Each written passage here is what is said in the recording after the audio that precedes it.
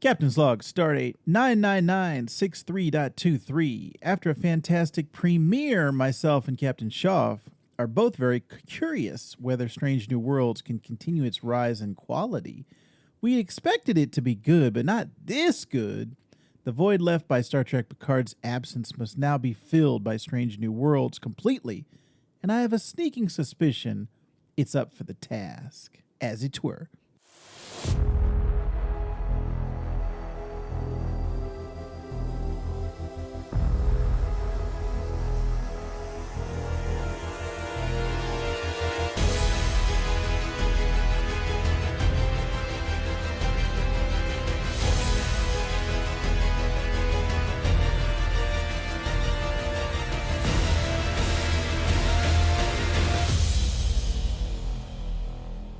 Aw, yeah. It's time for another episode of TREKnological, a Star Trek shakedown. We'd like to thank you very much for listening. Myself, Captain Vactor, and my boy, Captain Shoff. Shoff, I know you're a little bit under the weather, but how else are you doing besides that? I'm doing good. It's just allergies. Okay. Just allergies. It's gonna sound a lot like a cold, but it's just allergies. All right, cool.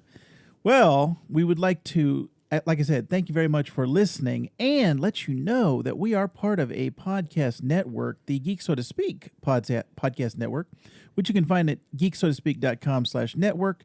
You can find a plethora of podcasts over there, which I might be on every single one, but that's neither here nor there. You are listening to TREKnological, our Star Trek podcast. And I think the best thing you could do right now is to give us a like, a subscribe, a review in Apple and Spotify, and tell all of your Trek-loving family and friends that Vactor and Shoff are here to fill all of your technological needs. And you know what?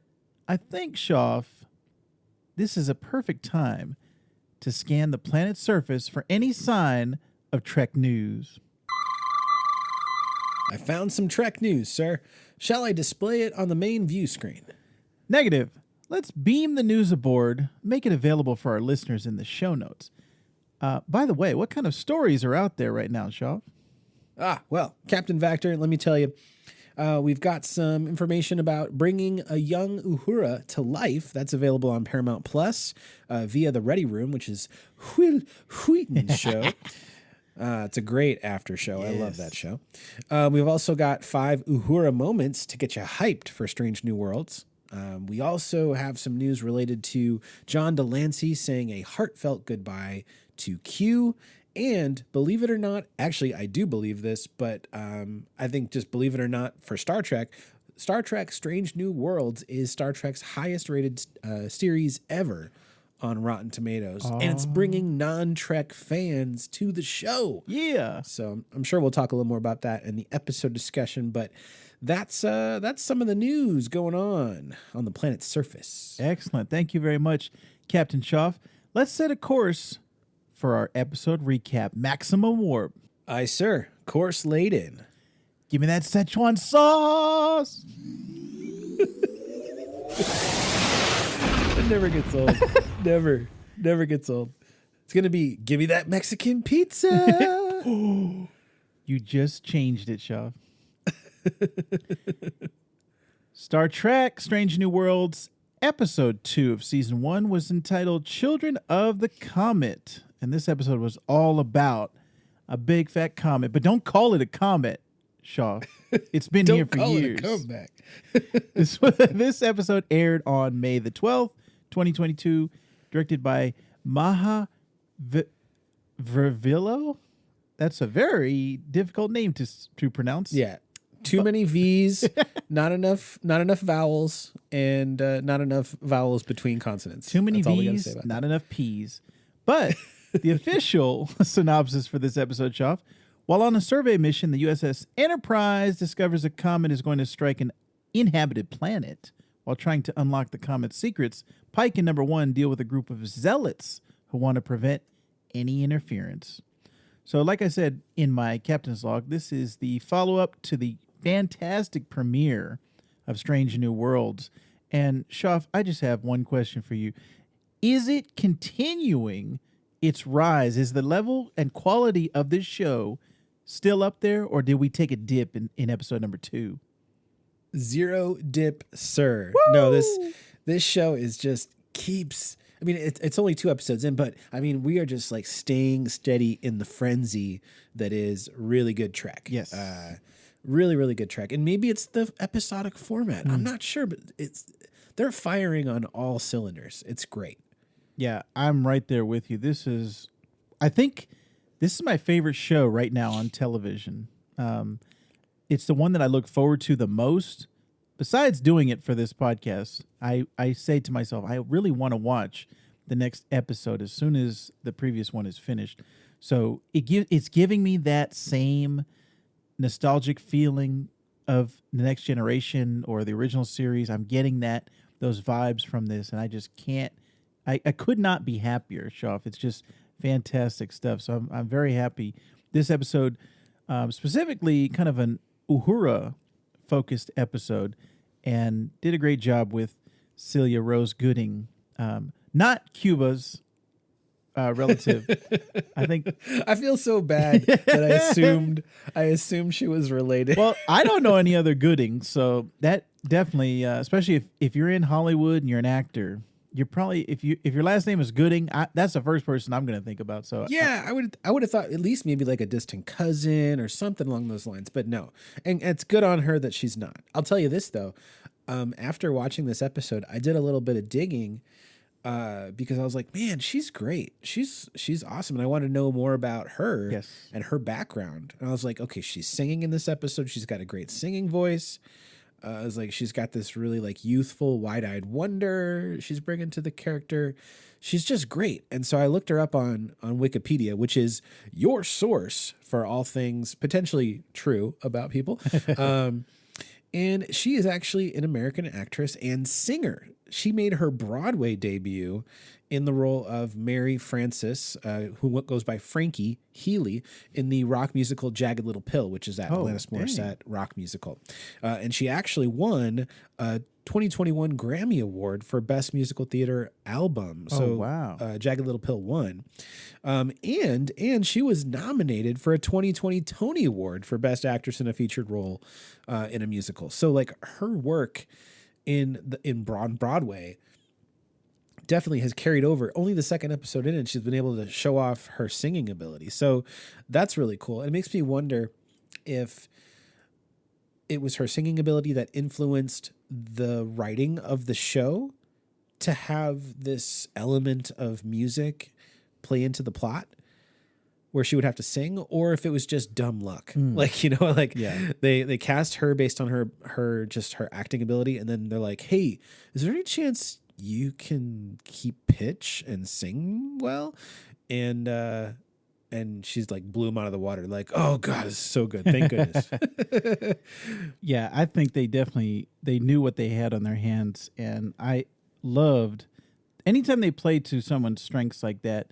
It's always a good time. And any type of a musical, anything that involves, music in the plot, I'm usually a pretty big fan of it. Check out the Geek So to Speak podcast for our review of Doctor Strange for a musical scene that I was not a big fan of.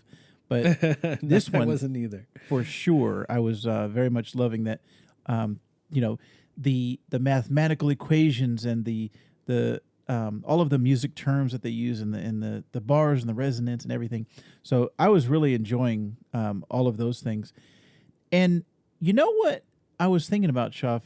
There's a voice in here, and I haven't looked this up, so I don't know. Do you know the zealot or the space monk, as he was referred to? Do you know if that was a famous person, or am I in my mind casting this person? God, that's a good question. I wondered the same thing, but I did not take any time to go digging. But you're right. He had such a warm, interesting, very resonant voice. And it made me wonder, because it kind of, to me, it almost felt like, I'm not saying it sounded like this person, but it had the same presence, was F. Murray Abraham as Khonshu in Disney / Marvel's Moon Knight. So that whole like that booming voice, very warm, very resonant, like that it sent me right there when I was listening to this guy talk. I was like, oh man, he's cool. What I did watch though on the Ready Room for this episode, they were showing some behind the scenes footage, and that character was achieved via puppetry. Oh, So his like his head or his like alien like face and whatnot, the everything except for his mouth was all done with puppetry, of people like off to the side, like using like prosthetics and animatronics and things like that. And then the rest of it was just placed on top of an actual person. And so he's in the rest of the costume conveying like with hand motions or how he's turning his head or and it's the person who's talking too. So just really, really, really cool that they didn't just rely strictly on a visual effect, that he's just not fully CGI. He is an actual practical effect. So nice. Very cool. Very nice. I just looked him up. It is not who I thought it was. I thought it was J.K. Simmons. That's who I was getting a vibe of. But looks like it's Tom Merritt, and I'm not familiar with him. But yeah, he was the Shepherd Captain.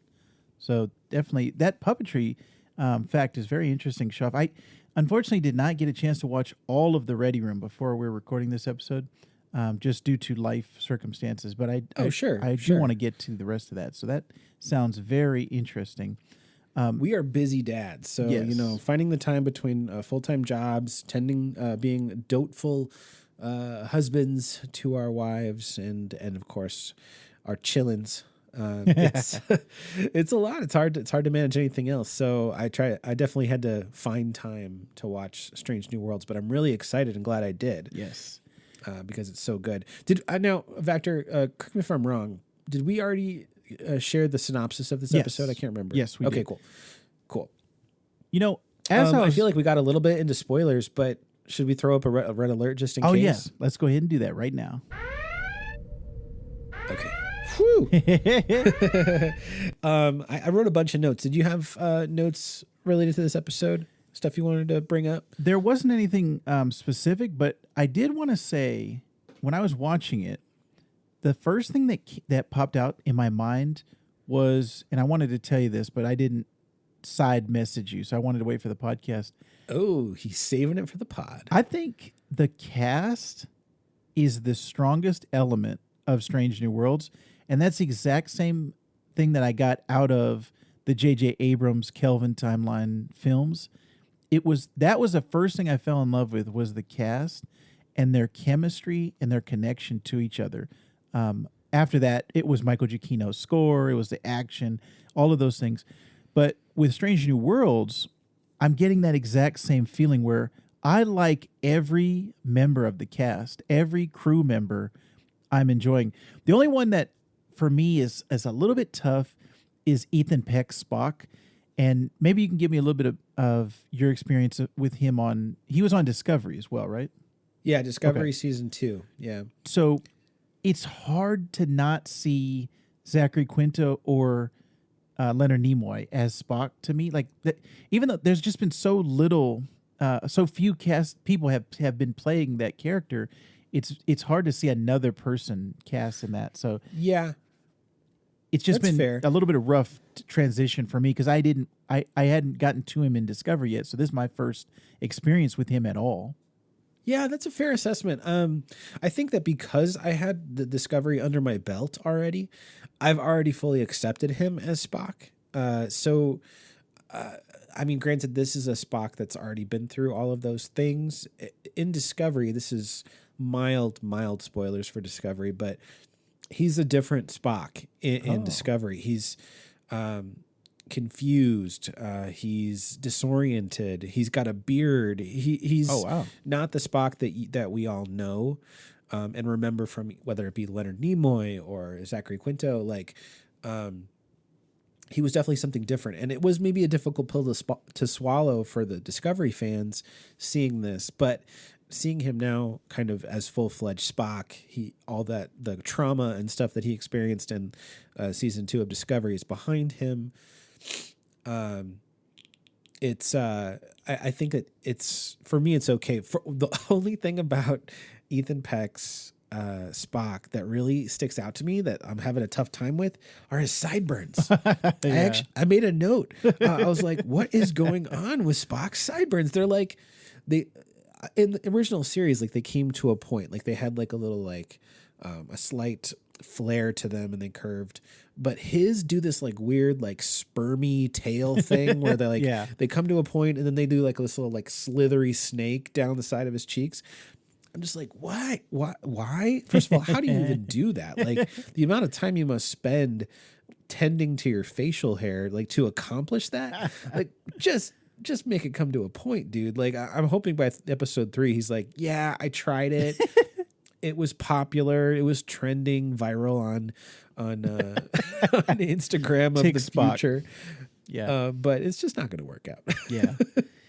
Yeah. I had the same thing. Every time I see him, that was kind of some, that in the eyebrows. It's like, oh, that looks a little bit strange. But I love the comic relief that they've given Spock to do in these episodes, the first 1 and 2. And you know what? It's kind of like that Drax from Guardians, where taking everything literally, everything logical, and him learning, and Data was kind of like that too, like no emotion, learning how to laugh, learning humor. And that's what we had a huge dose of in this episode, was Spock learning when to laugh. They really set it up. It was that Chekhov's gun at the beginning where they're like, hey, Spock, this is when you're supposed to laugh. And I was like, okay. I turned to my wife. He's going to laugh by the end of this episode. And then he did. But that was actually another thing. As I told you in our private Discord message, my wife walked by as I was watching this episode, and she immediately said, that looks good. Like just the look of it looks good. And she said, this show overall looks really good. And I was telling her, yeah, the production value on here is super high. It looks really good. And I told her, yes, it's a great show. You need to start watching it. It's funny you say that. Earlier today, my wife Sarah was like, she said to me, and she was just like, it was like a little confession. She was like, I miss Battlestar Galactica. And I was like, I love you. I love you so much. She's like, I miss that show. I miss the characters. I miss just like the circumstances. And I was like, if you're craving like a really good sci-fi show with like a really good cast centering around a ship that everyone wants to protect. I mean, granted, BSG was far more violent than Strange New Worlds has been so far, but and definitely Strange New Worlds is far more hopeful than BSG is.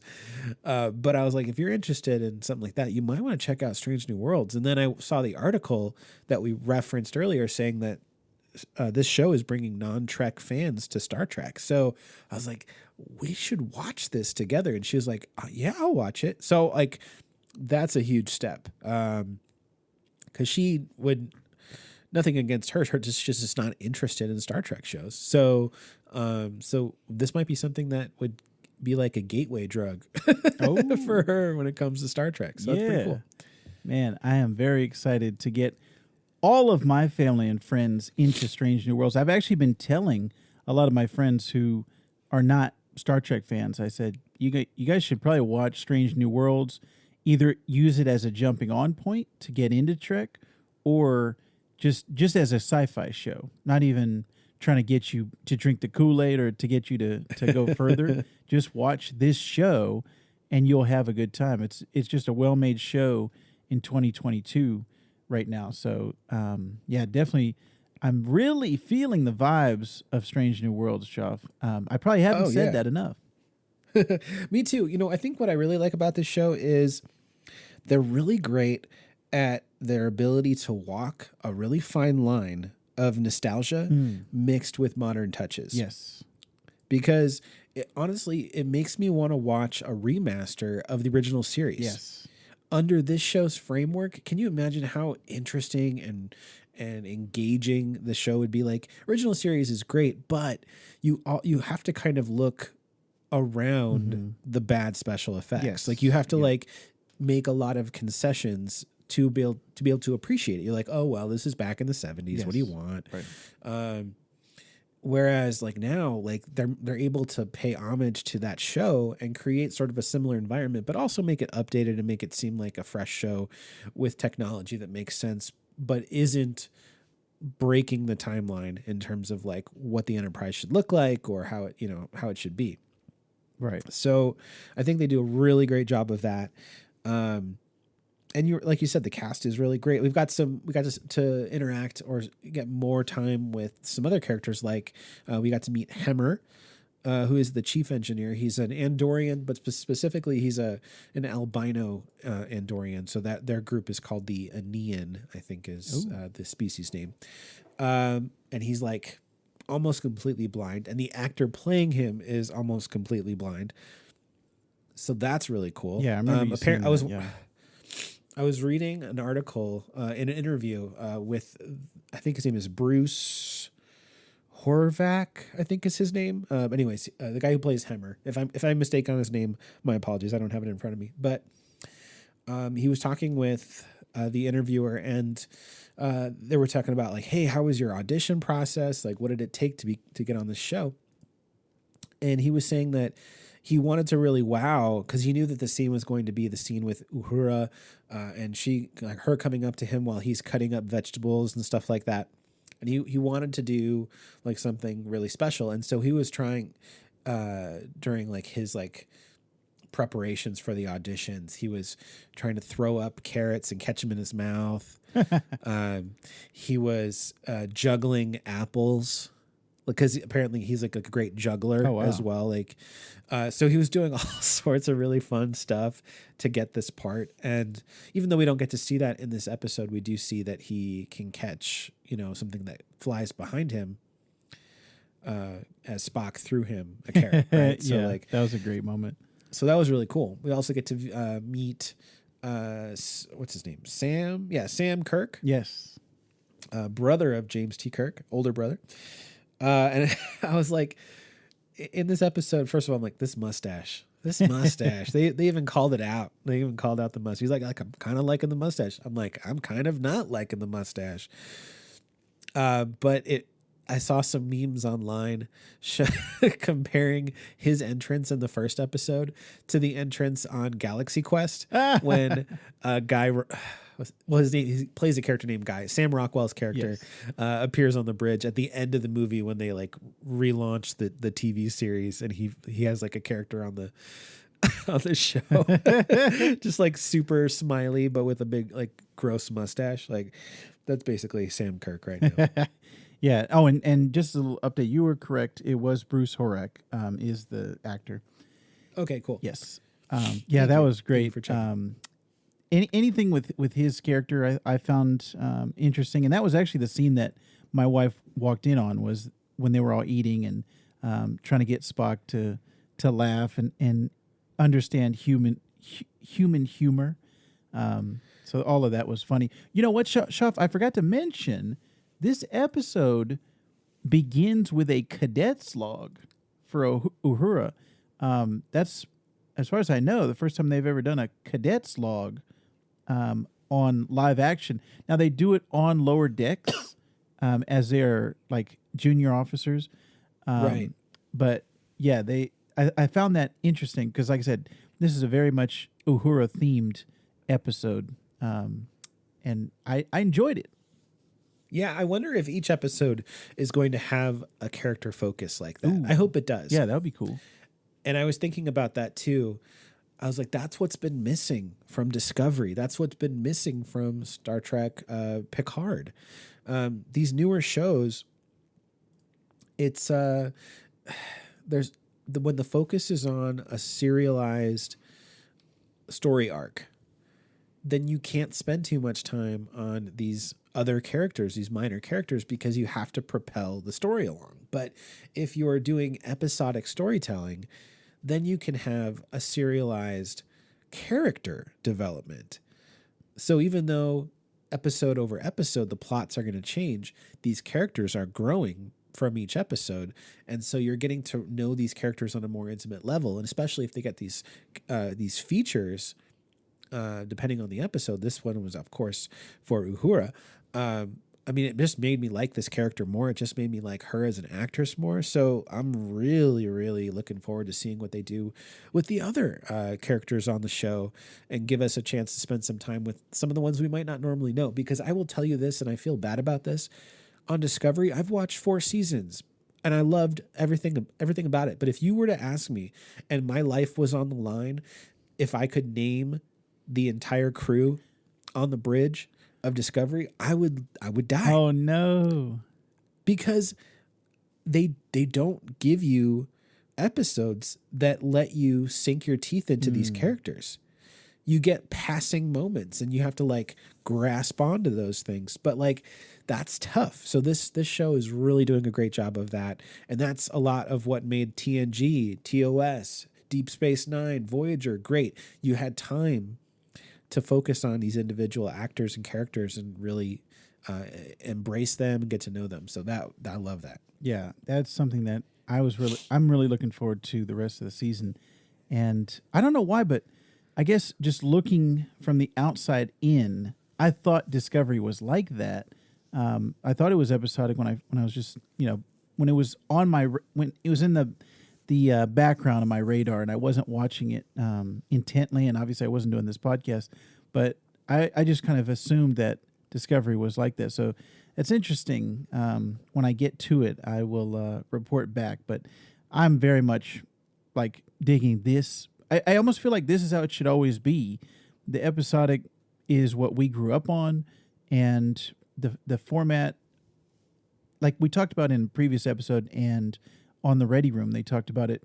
It's kind of a hybrid mix of the episodic and then the serialized storytelling where the characters are not forgetting from week to week what's happening. They're carrying their memories with them, and there is a overall progression of their characters, but each story or each episode is like just, it has its own arc. So yeah, I'm really enjoying this format and this storytelling, and I just can't wait to see what comes next. I think there was a funny moment when I was watching that. You mentioned Kirk's brother, Sam, earlier. When he got zapped, I was like, is he wearing a red shirt? I thought he was a goner. I said, all right, is this how they take him out? Because they've already cast Tiberius. They've already cast James T. him, Kirk. That's right. and he's going to be in next season. So where does Sam go? Like I thought he has to leave. Like there has to be a space for James to come in. And so where does Sam go? So then I was thinking, oh, well, okay, they'll probably just kill him right now. That was not the case, as we saw.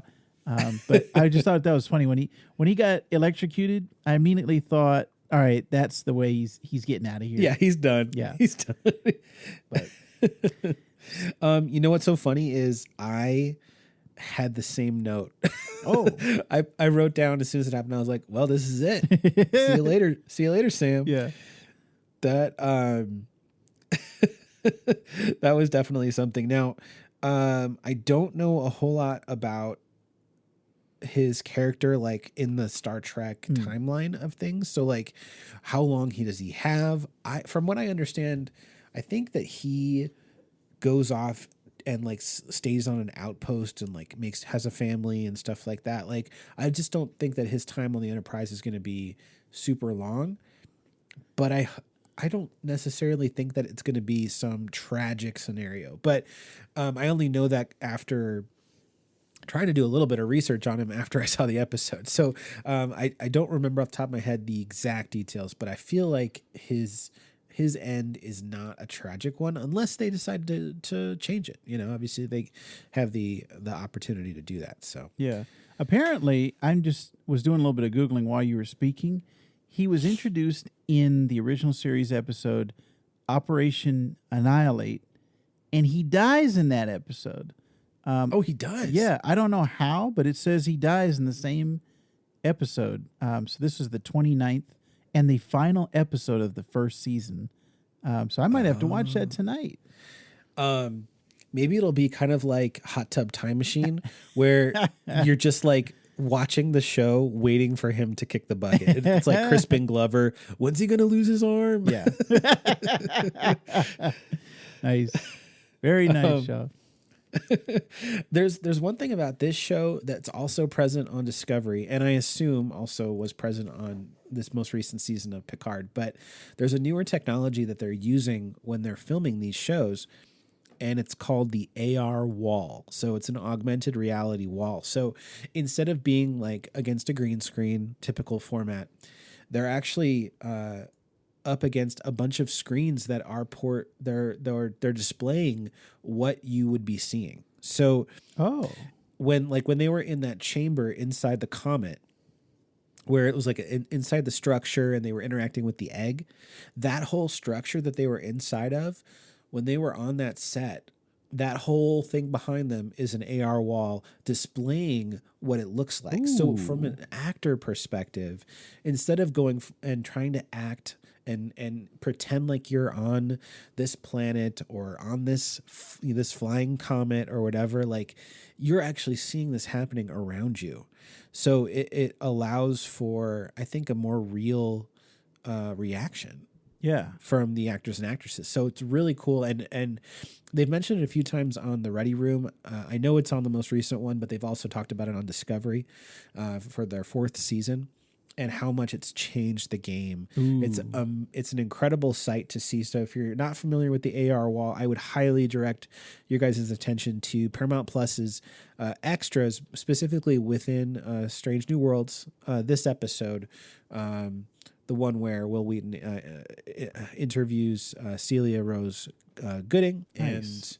and he also I think talks to the showrunner of Strange New Worlds as well. But there's a part in there where they talk about the AR wall, and it's amazing. So Okay, yeah, that's really, really cool. That's definitely up my alley. I love all type of like technological setups, and with the Mandalorian and Star Wars, and talking about the and now I'm blanking on it, the vault or whatever it's called, but just the all the LED screens that are around it instead of green screens where they're projecting the background. And I could not tell you the difference. Like it looked like they were on an alien planet on the Mandalorian. Oh, yeah.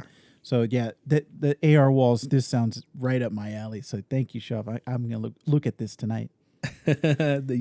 You are welcome. Yeah. The last thing I want to say about the episode and just the show in general is that I might have a man crush on Captain Pike.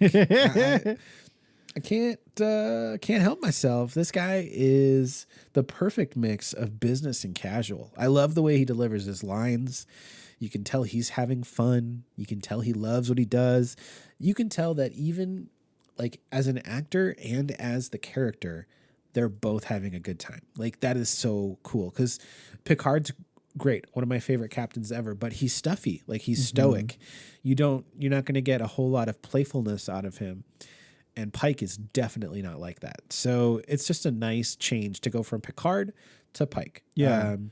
I got some heavy Chris Pine vibes of his Kirk, like just the personality. And when they talked when he was talking to the shepherd or the monk, the space monk, and just kind of charisma coming off of him, I got the same type of vibe that I got from Chris Pine, which is why I loved Chris Pine's Kirk. Was I felt like I wanted to be his friend. I felt like he's a funny guy, and like I said, just exudes some type of charisma that you really like. So, yeah, I'm right there with you. I even said to my wife, I said, that's a handsome man. That man right there is a handsome man. And when our buddy Frank was on, when we talked on episode 9 of Picard, and I think we were looking forward to Strange New Worlds, I told him, I said, Anson Mount, I actually thought would make a good Superman, just his jawline and kind of structure. And we saw him in Doctor Strange as Black Bolt, and he was in the Inhuman show as well, and that was so he's got kind of a superhero captain background, but I think this role right here, and this is another thing I was telling my wife, I think this role is what he's going to be known for. I think this is what is going to elevate his career. And I think in 10 years' time, we're going to be talking about him as Pike. That's going to be our memory of him. So, yeah, even just 2 episodes in, I'm right there with you. He's one of the best parts of the show, and I can definitely see him doing it for a long time. Yeah. I think what's awesome is we already know that we're getting a second season. Yes. Like they were actively in the midst of filming it. So we know we don't have to say goodbye to these characters anytime soon, which is awesome. As far as like Pike's foreboding, like knowing that he's going to die tragically, but saving a bunch of people, we know that's not supposed to happen for like 10 years. But part of me wonders if this show is sort of hinting that he has the ability to change his fate. I don't know. Part of me hopes that that's not the case though. I think it's better that he just knows, like, and if him embracing his destiny, like, you know, so I kind of hope they don't go the option of like creating an alternate future for him. But then again, we don't have to worry about what's happening to him 10 years from now because we're just in that first year. So, Right. So I think we've got a lot more time to enjoy him. And I hope that we get many more seasons. If it's anything like this, I hope that just like Discovery's on season 4, I hope that we'll be talking about Strange New Worlds season 4 and beyond eventually. So, Oh, yeah. I'm right there with you, Shoff. So I think that's going to wrap up our episode recap of Star Trek Strange New Worlds, Season 1, Episode 2, Children of the Comet. Shoff and I both really enjoyed this episode, and I think the quality is just continuing to rise. So we will continue to cover it here on TREKnological, and we will hopefully you will join us on every episode. Shoff, any life updates this week? well, you know, just this is the second week. So officially my new baby girl, she is 2 weeks and like 2 days. Yeah, 2 weeks and 2 days old. She got her first chiropractic adjustment today. So that was it was amazing. She was a little bit upset initially, but as soon as like things were moved in a very positive way for her, like she immediately like quieted down. She was laying like fully stretched out, whereas when babies are typically born, they're like really like crunched up. So chiropractic is really good for newborns. Nice. Since they've been spending 10 months inside their mommy, right, in a cramped studio apartment. so that was really good. Honestly, I've been back to work. This is my first week back to work and everything as well. So it's been a challenge. It's been a very busy week. But as far as I'm trying to think of anything Star Trek related, nothing really Star Trek related outside of watching Strange New Worlds. I've just been really loving the show. I have been working on getting caught up on Saga, which is a comic book that Captain Vactor has recommended to me. Yes. And Vactor, the update as of right before we started recording the podcast, I got to issue 32. So yes. I believe there's 58 issues, or there will be 58 issues. Yes, currently, right now, there's 58 issues. Okay. 59 comes out in 2 weeks. So I definitely think Shoff will be caught up by the time issue 59 comes out. But yeah, listeners, Saga is the best comic book that is currently being produced, written by my favorite writer of all time, Brian K. Vaughan. So that's my plug. It's not a Star Trek comic, but it is sci-fi. And if you're a fan of things that I like, and Shoff likes, then I think we can highly recommend Saga. So yeah, Saga's great, especially as a dad. Oh yeah, you're right. I feel like when I first started reading it, it was right, maybe not too far after becoming a dad officially for the first time. And then now I came back to it. Like I took a break from it, and now I'm coming back to it, being a dad for the second time. And I just really like being in the thick of the story while being in the thick of being a dad of two. Yeah. So it's been really great. I highly recommend it. And of course, I also highly recommend We Love Comics, which is another podcast within our network, hosted by Vactor, his good pal Marcus Seabury, occasional guest Hunter Camp, and then I actually had a brief shining moment on this week's episode as well. Yeah. So So yeah, but if you're interested in comic books, definitely Vactor is your guy for all of that information. 100%. Actually, I'm going to try, besides watching The Ready Room, I'm also going to try to read a comic before I go to sleep tonight. And also going to try to watch that episode of the original series. And I want to see Sam Kirk die. But yeah, thank you very much to all of our listeners. I think that's going to wrap up this episode. All of my life updates have to do with doing every podcast on the Geek So to Speak podcast network. So check all those out. We've got Geek So to Speak, the Big Zaddy, as Shoff likes to say. We've got We Love Comics, which is the comic book podcast, and the Sandbox Gamers, which is our video game podcast, which is also on episode 12. So we're going neck and neck, TREKnological and the Sandbox Gamers, but highly recommend all of our shows. You can check those out at geeksotospeak.com/network. If you want to find TREKnological on all the socials, just go to TREKnopod on Instagram and Twitter. That's where we're posting. We're also posting on YouTube. If anybody consumes their podcast through YouTube, you can check us out. Just search for TREKnological. I would highly recommend you leave us a great review, if you are so inclined, on Apple Podcasts or Spotify, and let all of your family and friends know that we are here and we are always bringing the Trek to their lives. Shoff, I very much enjoy doing this show, and I can't wait to review and recap more Strange New Worlds, and when Lower Decks comes back, and maybe Prodigy. But I've told you this before, Shoff, it is a fantastic time right now to be a Trek fan. I'm loving this era that we're in right now in 2022. I've coined it the Treknaissance. Yes. Patent pending. Yes. Excellent. Well, thank you very much. Listeners, we are going to continue to talk about the Treknaissance in our world, but I believe our mission of the week is complete, Shoff. Vactor and Shoff here, two to beam up. Live long and prosper.